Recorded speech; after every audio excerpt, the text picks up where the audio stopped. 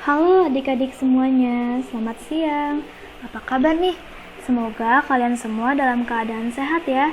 Karena dalam kondisi pandemi seperti ini, kita harus selalu rajin memakai masker dan mencuci tangan. Teman-teman, perkenalkan, namaku Amanda Geraldine atau bisa kalian panggil Kak Manda. Seperti yang adik-adik tahu, hari ini kita akan belajar apa? Ya, benar sekali. Kita akan belajar ilmu pengetahuan sosial tentang kerjasama di lingkungan sekitar. Nah, tanpa berlama-lama lagi, yuk kita langsung masuk ke materinya.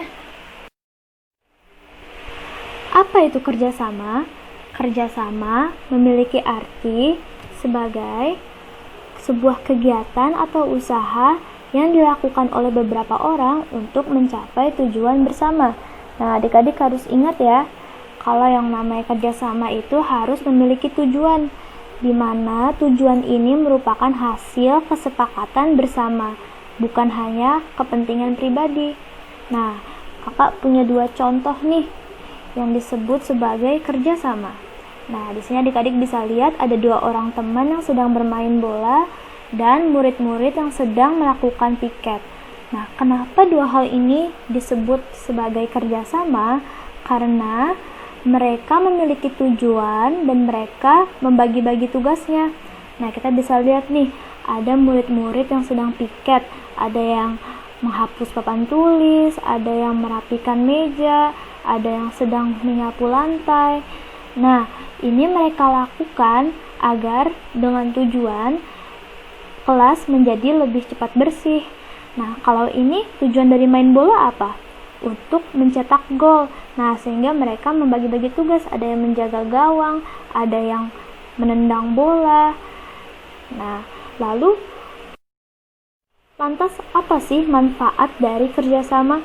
Kerjasama itu membuat kita saling mengenal satu sama lain, mempererat persaudaraan dan persatuan, meningkatkan rasa kebersamaan, membina kerukunan antar warga, dan yang lebih penting lagi, pekerjaan menjadi semakin ringan dan lebih cepat selesai. Nah, teman-teman, tahu nggak? Jika bumi sehat, maka makhluk hidup juga menjadi sehat. Lingkungan yang baik akan memberikan berbagai manfaat bagi manusia. Oleh karena itu, manusia bertanggung jawab untuk memelihara lingkungan. Agar pekerjaan terasa lebih ringan, kegiatan memelihara lingkungan dapat dilakukan secara bersama-sama. Nah, berikut ini adalah contoh kerjasama dalam memelihara lingkungan. Yang pertama, yaitu bekerja sama membersihkan rumah. Kebersihan di rumah merupakan tanggung jawab seluruh anggota keluarga. Yang kedua, membuang sampah pada tempatnya. Dengan membuang sampah pada tempatnya, kita dapat terhindar dari penyumbatan saluran air yang dapat menyebabkan banjir. Yang ketiga, merawat tanaman. Kita bisa merawat tanaman dengan cara menyiram air dan memberikan pupuk agar tanamannya tumbuh dengan subur. Yang terakhir, tidak hanya merawat tanaman, kita juga menanam pohon agar lingkungan menjadi asri dan sejuk. Nah, adik-adik, tadi kan kita berbicara tentang membuang sampah pada tempatnya. Adik-adik tahu nggak bahwa ketika membuang sampah pada tempatnya, kita harus memilahnya terlebih dahulu. Nah, di sini kakak akan menunjukkan 2 jenis sampah, yaitu ada sampah organik dan ada sampah anorganik. Sampah organik adalah sampah yang berasal dari sisa makhluk hidup yang mudah membusuk atau terurai tanpa proses campur tangan manusia. Contohnya, ada kulit buah, sisa sayuran, daun-daun kering. Nah, ketiga hal ini itu mudah untuk membusuk ya teman-teman, tidak seperti sampah anorganik, yaitu sampah yang sulit terurai sehingga membutuhkan campur tangan manusia. Contohnya, ada plastik, kertas, kayu, dan karet. Nah, keempat hal ini itu sulit untuk terurai dan butuh campur tangan manusia dengan cara didaur ulang. Nah, Adik-adik tahu nggak kalau plastik ini membutuhkan waktu ratusan tahun loh untuk terurai. Nah, maka dari itu adik-adik harus mengurangi penggunaan sampah plastik ya, karena kalau plastik semakin banyak menimbun akan ada efek negatifnya loh untuk lingkungan. Adik-adik harus menggunakan kantong belanja yang lebih ramah lingkungan ya. Selanjutnya, kerjasama di lingkungan sekolah. Kerjasama itu tidak hanya terdapat di lingkungan rumah loh teman-teman, tetapi juga di lingkungan sekolah.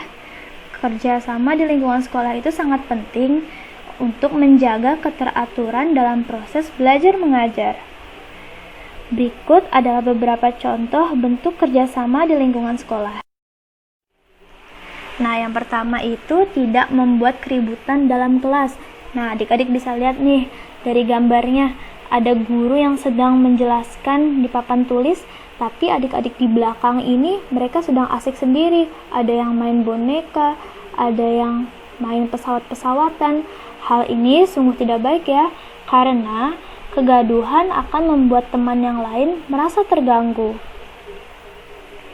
Yang kedua, membersihkan lingkungan sekolah bersama-sama.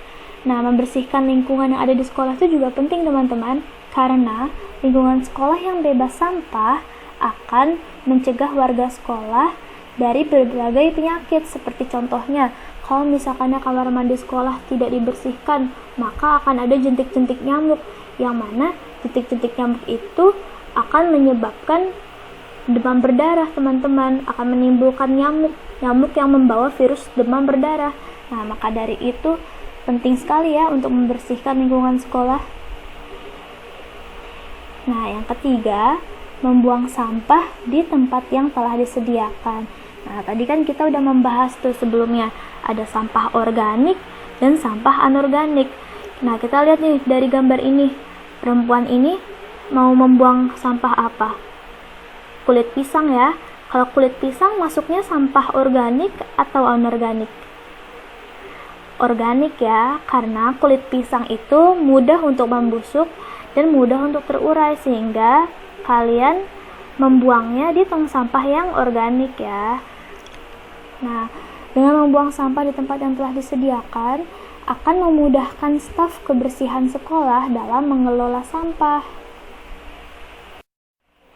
Nah, kerjasama dalam Karang Taruna. Karang Taruna itu merupakan sebuah organisasi para pemuda atau remaja yang ada di desa atau kelurahan. Karang Taruna berfungsi sebagai wadah pembinaan para pemuda atau remaja.